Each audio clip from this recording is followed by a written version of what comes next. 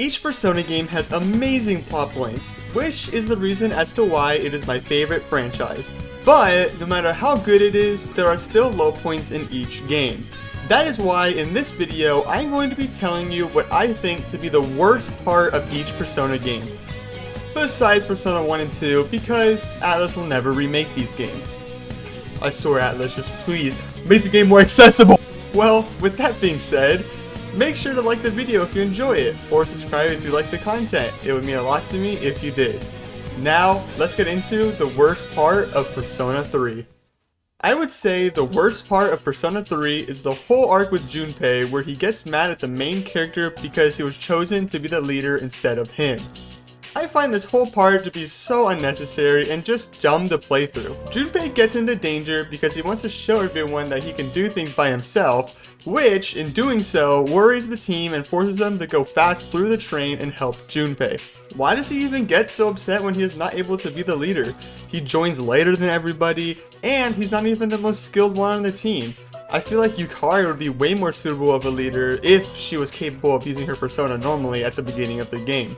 He has no logic behind why he wants to be the leader, besides that he just wants to be better than the main character. Also, later in the game, he starts to simp for Chidori and keeps helping her until he gets captured and locked away by her.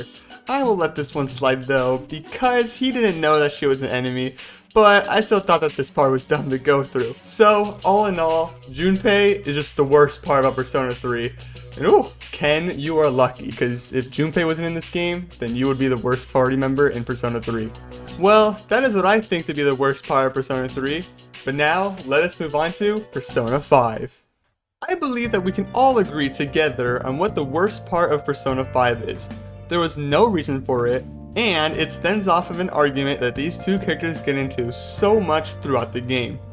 This moment is when Morgana runs away after Ryuji makes fun of him for the 100th time.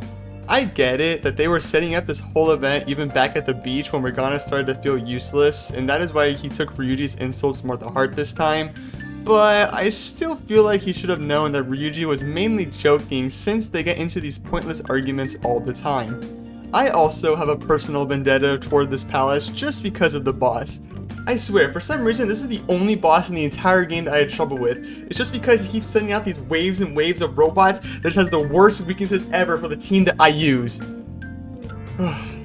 Okay, let's go back to the actual reasons why I don't like this part.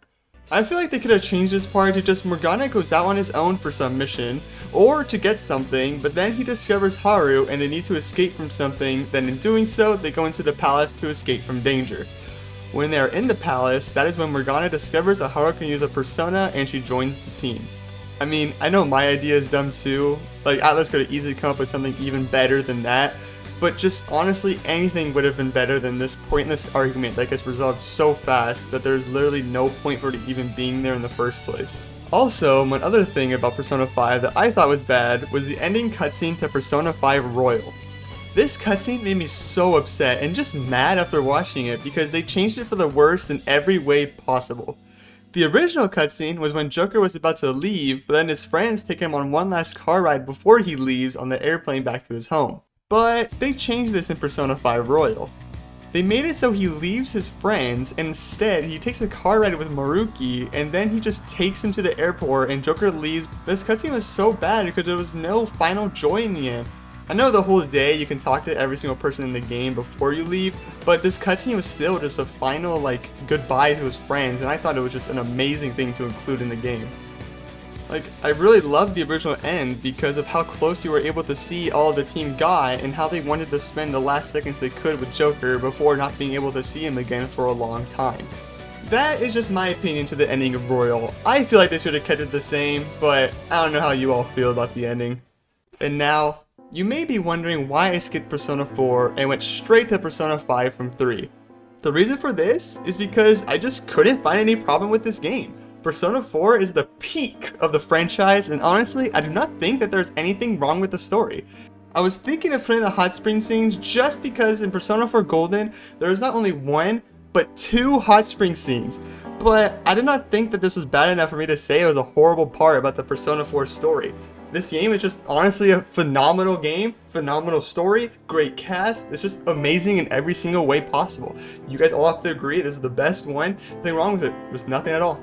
It will help a lot if you put down in the comments something that you guys find bad about Persona 4, because I was just not capable of figuring it out.